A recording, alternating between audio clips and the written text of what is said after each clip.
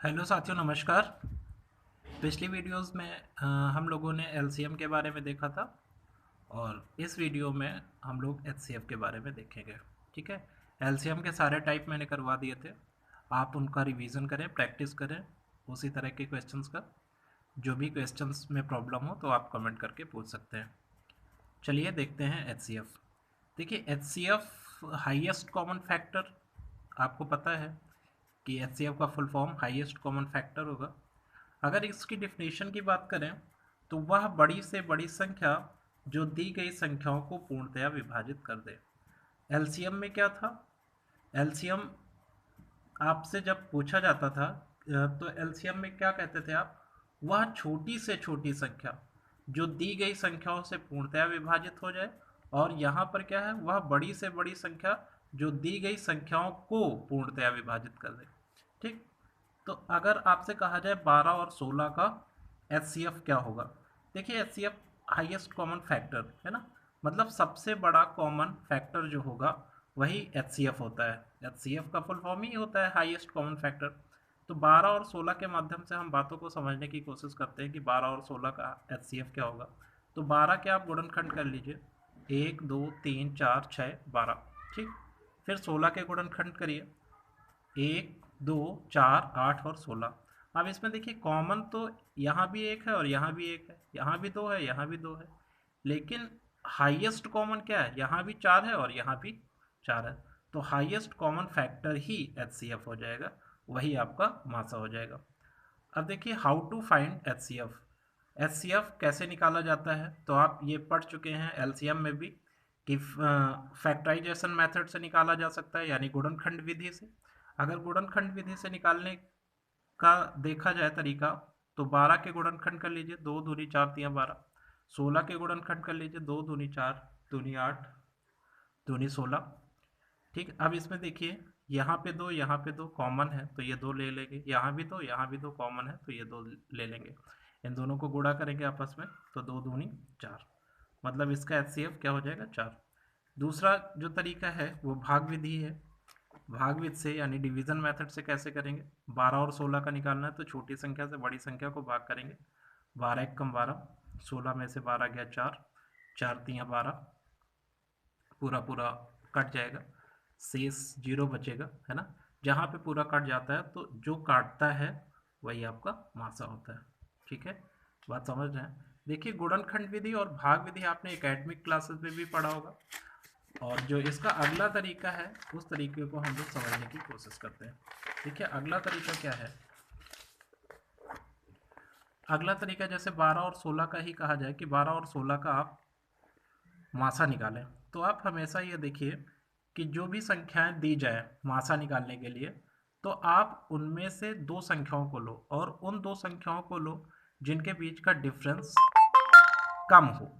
मतलब वो देखने में भी लग जाता है कि इन दोनों के बीच का अंतर कम होगा। तो 12 और 16 का जो अंतर है वो कितना है? 4।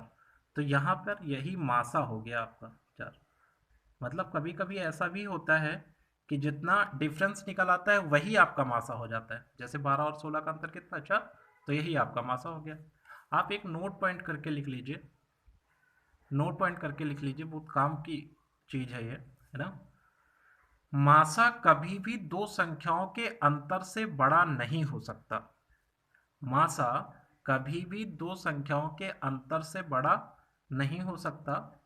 मासा दो संख्याओं का अंतर या उसका उसका मतलब अंतर का कोई गुणनखंड होगा।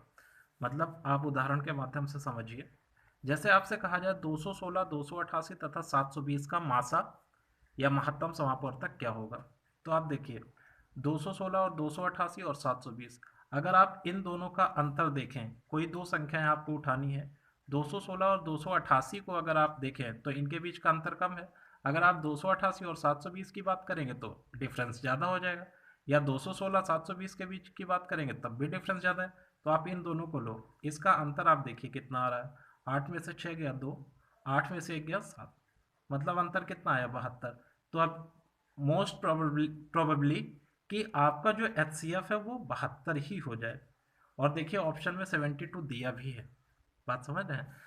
अगर आपको चेक भी करना पड़ेगा कि 72 है या नहीं। वैसे ऑप्शन देखिए, ऑप्शन 72 है तो 72 से एक बार आप चेक कर लें। 3 दूनी 6 यानी 72 तियाँ 216, 72 चौके 288 और 72 दहम 720। मतलब आपका आंसर क्या है? 72 ही है। अगले एग्जाम्पल से समझिए आप। जैसे 1134, 1344 तथा 1701 का जीसीडी क्या होगा? 1134, 1344 तथा 1701, जीसीडी का मतलब ग्रेटेस्ट कॉमन डिवाइजर, मतलब एचसीएफ ही है ना, महत्तम समापवर्तक ही है, मासा। तो देखिए अगर इसका आप करें तो इन दोनों का डिफरेंस कम होगा, मतलब इन दोनों का जो अंतर है वो थोड़ा सा कम होगा, बाकी 1701 तो ज़्यादा हो जाएगा। तो इन्हीं दोनों संख्याओं को आप लीजिए, तो 4 में से 4 गया कितना? 0। 4 में से 3 गया कितना? 1। और 13 में से 11 गया कितना हो जाएगा? 2। मतलब 210। अब आप देखिए कि यहाँ पे ऑप्शन में कोई 210 तो है नहीं, तो 210 का ही कोई ना कोई फैक्टर आपका जीसीडी होगा। तो आप यहाँ पर देखिए, देखने से लग रहा है कि हो सकता है कि ये 21 हो जाए। 29 तो फैक्टर नहीं हो सकता 210 का, क्योंकि 29 से 210 में भाग नहीं जाएगा।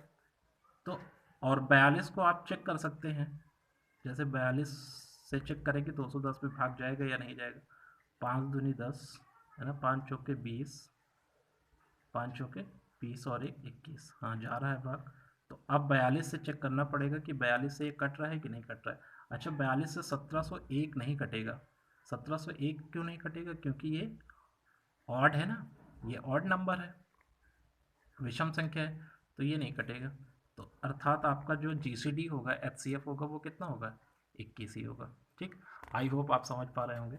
आइए अब चलते हैं इसके अगले टाइप पर कि इसमें कौन कौन से टाइप के क्वेश्चन बनते हैं।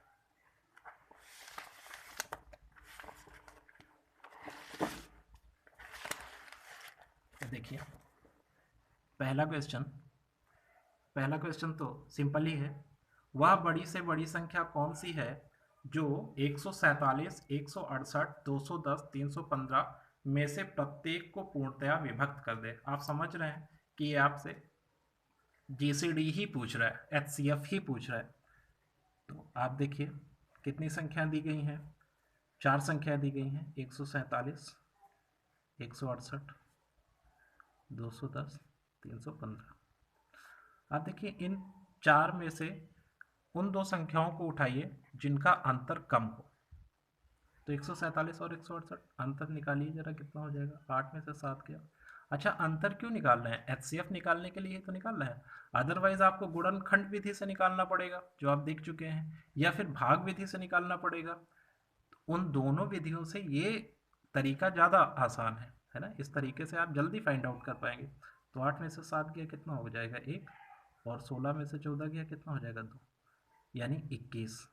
आप देखिए ऑप्शन में 7, 21, 441, 44, 10, ये दो तो वैसे भी नहीं होंगे, 7 और 21 में ही है। तो 21 सत्ते 147, 21 अट्ठे 168 और 21 दहम 210। 21 से इसको चेक कर लीजिए, 21 इक्का 21, 10, 21 पंचे 105। हाँ, आपका जो आंसर होगा वो कितना हो जाएगा? 21। अगला क्वेश्चन देखिए। अगला क्वेश्चन क्या है? वह बड़ी से बड़ी संख्या कौन सी है जिससे 187, 233, 279 को भाग देने पर प्रत्येक दशा में समान शेष बचे?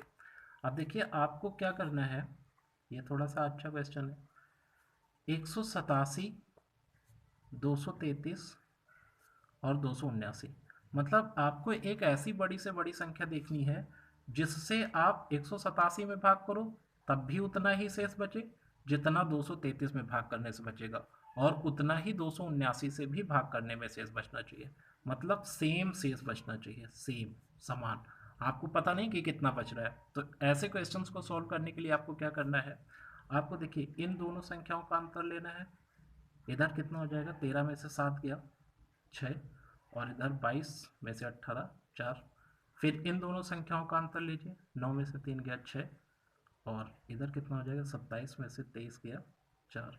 फिर इन दोनों संख्याओं का अंतर लीजिए, मतलब तीनों का आपस में अंतर लेना है। इसका अंतर कितना हो जाएगा? 9 में से 7 गया 2, और इधर 27 में से 18 यानी 9।